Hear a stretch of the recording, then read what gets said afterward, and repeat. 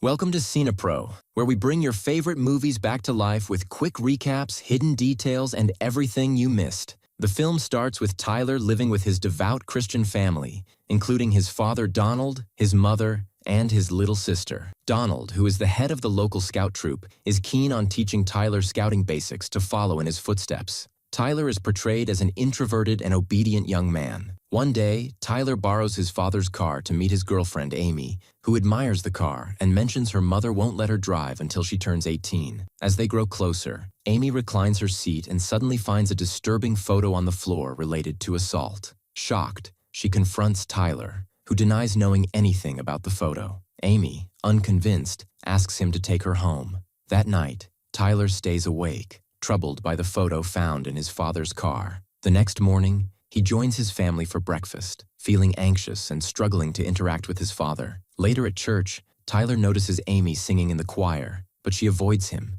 still upset over the photo. Tyler's close friend talks to him about a girl named Casey, who often sits outside the church writing about murders and assault. He mocks her, calling her strange and an atheist, but Tyler ignores him and heads home. At home, Tyler becomes increasingly curious about his father. When the family goes out one day, leaving Tyler alone, he attempts to unlock his father's shed, guessing the password to be his sister Susie's birthday. Inside, he searches for evidence to confirm his suspicions but finds nothing until he discovers a loose floorboard. Beneath it, he finds a box filled with magazines, reports, and photos related to assault, with the faces cut out. Among them, he finds a photo of one of the killer's victims tied in the same sadistic manner, with the words, "Nora is my favorite," written on it. Horrified, Tyler hears his father's car approaching and quickly locks the shed, pretending not to be home. That night, Tyler searches online for information about Nora, the victim in the photo, and learns she was one of the killer's victims. His mother walks in,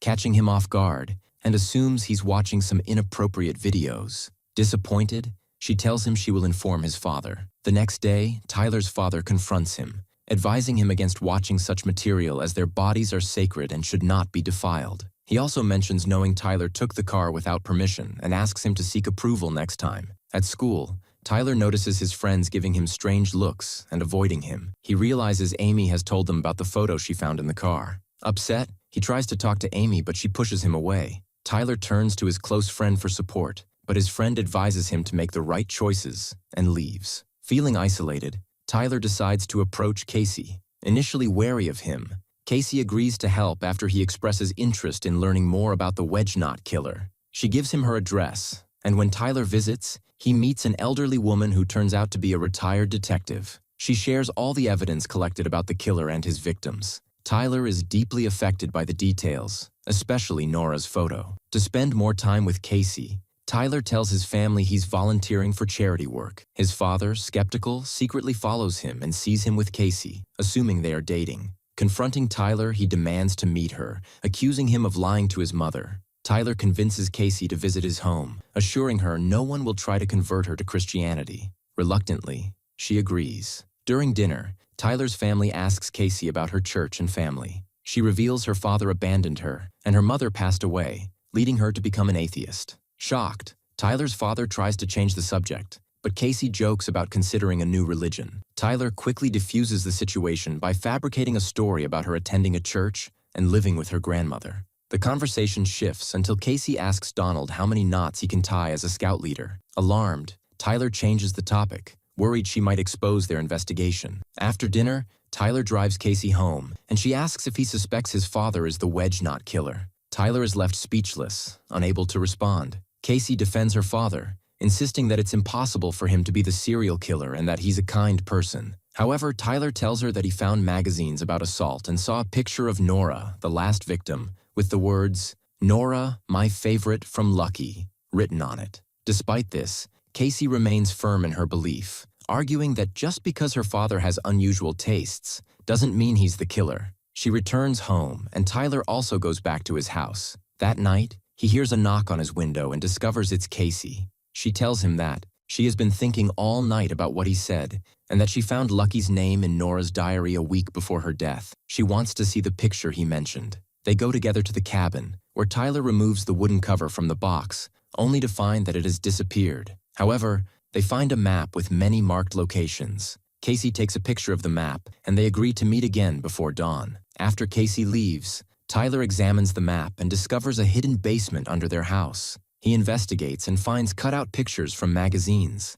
Suddenly, he realizes that everything points to his father being the serial killer. He leaves everything as it is and returns to his room, unable to sleep from overthinking. Suddenly, his father enters and tells him to get ready for a hunting trip. Tyler pretends to be sick, but his father insists he come along. They go deep into the forest, where Donald tells Tyler that the box he saw does not belong to him. Tyler is shocked, but pretends not to understand what he's talking about. Donald then asks if anyone else knows about the box, to which Tyler lies and says no. Donald explains that he has an uncle, Rudy, who was obsessed with sadism from a young age. He had warned him many times, but Rudy's obsession eventually led him to kill. After some time, Rudy regretted his actions and attempted suicide, which resulted in a car accident that left him paralyzed. Tyler believes his father's story, but Donald tells him he must choose between burning all the evidence or reporting it to the police. Donald decides to burn the evidence, and they destroy everything together. However, Tyler is visibly upset as he watches the last piece of identification burn,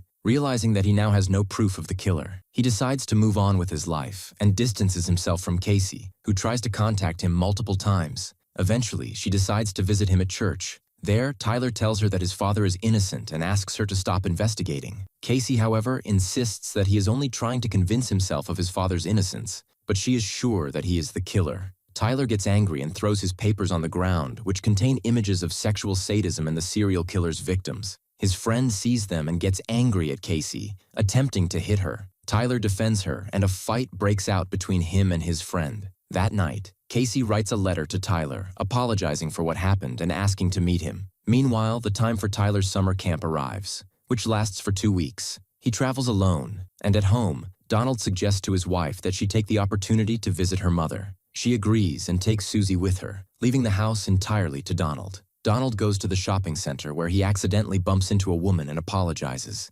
Later, he sees the same woman again at the cashier and starts watching her. He follows her home and then returns to his house. He enters the cabin, retrieves his hidden sadistic tools and camera, and sets up the camera in the house. Suddenly, he puts on his wife's dress, a wig, and a mask, pretending to be a woman while taking pictures of himself in sadistic poses. A knock on the door startles him, and he quickly removes the dress and puts on his regular clothes. He discovers that it's Casey, who asks about Tyler. He tells her that Tyler has gone to summer camp and is surprised that he didn't inform her. Casey explains that they had a fight. She notices the camera and asks about it, to which Donald replies that it's an old camera and offers to take a picture of her. He then suggests they develop the photo together. Suddenly, Casey receives a call from her father and steps outside to answer it. Donald sits on the bed, visibly distressed. Later, he decides to return to the house of the woman he saw at the shopping center. He circles around the house, looking for a way in, and finds an opening underneath. He ties a rope around the entrance and then leaves.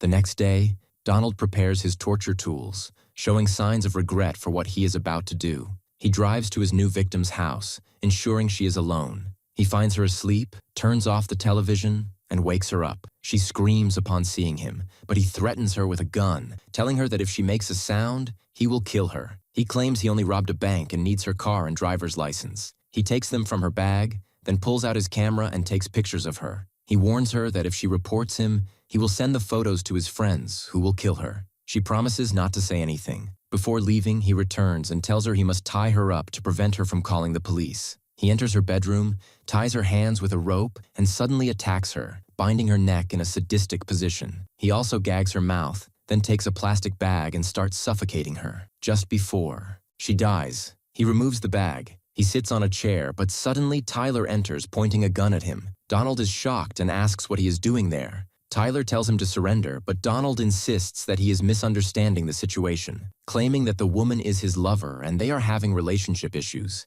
Tyler doesn't believe him. Suddenly, Casey enters from behind and helps the victim, who has fainted, to free herself. We then flash back to the day before Tyler's summer camp. Casey had sent him a message asking to meet. She tells him about her mother, who was one of the serial killer's victims, and shows him her house. She recounts how the killer locked her in the bathroom as a child, tied up her mother, and tortured her until she died. Tyler is deeply affected, but insists that he is sure his father is not the killer, and that his uncle Rudy is responsible. He explains that Rudy attempted suicide in a car accident 10 years ago, which left him paralyzed, and that the murders stopped after that. Casey asks if he truly believes his father's story and tells him that if he has even the slightest doubt, they must find out the truth. They agree on a plan. The next day, instead of going to camp, Tyler goes to his uncle Rudy's house where Casey is waiting. They return to town and start following Donald. They see him following the woman from the shopping center and find out her address. Tyler is terrified that his father will notice him, so Casey tells him to go inside and install a location tracking app, his father's mobile. At that moment, they would be able to locate him without following him. Tyler entered the house, and Cassie was waiting for him. He downloaded the app onto his father's mobile, who was in the bathroom, but he heard his father's voice, so Tyler hid under the bed. At that moment, he saw his father wearing plain clothes and taking pictures of himself in sadistic poses. Tyler sent a message to Cassie asking for help. Cassie knocked on the door, distracting Donald while he changed his clothes. She kept him distracted until Tyler managed to leave the house. He called her to leave quickly before his father could harm her. At that moment, they confirmed that Donald was the real killer. They saw him tying the noose for his next victim's house. They kept monitoring him until the moment Donald went to the house. Tyler and Cassie followed him inside. Donald got angry at Tyler and demanded he hand over the gun. Cassie spotted a gun near Donald and rushed to grab it, but Donald struck her, knocking her unconscious. Tyler surrendered and put down his weapon. Donald, in a calm tone, told him he had never hurt anyone and asked him to leave the gun so he could explain everything. Tyler handed over the gun but sensed his father was loading it and about to aim it at him. Tyler attacked him and they fought. Donald was about to strangle his son to prevent him from reporting him, but before Tyler could die, Cassie regained consciousness and struck Donald on the head, knocking him out. Before calling the police, Tyler stopped her and decided they would handle it themselves. This was because Tyler's family would be harmed if people discovered his father was the killer. Tyler and Cassie carried Donald, who was still unconscious, into the car. They drove to a remote location in the woods. Tyler managed to load the gun in a specific way that made it appear as though his father had made a mistake while loading it. They erased all traces of the crime and ensured the victim had not seen Donald's face, so no one could link his death to the noose killer. Donald regained consciousness, and Tyler pointed the gun at him, killing him. In the final scene of the film, Tyler is shown being honored by the scouts. He gives a speech about his father, ending it by admitting that he loved him. Thus, Tyler becomes the true hero, who, with his bravery, protected society from his father's danger, preserved his family's honor and silence, and avenged every victim who died because of his father's sick obsession. If you liked today's video, don't forget to like, subscribe to the channel, and activate the bell to receive all new updates. See you in the next video.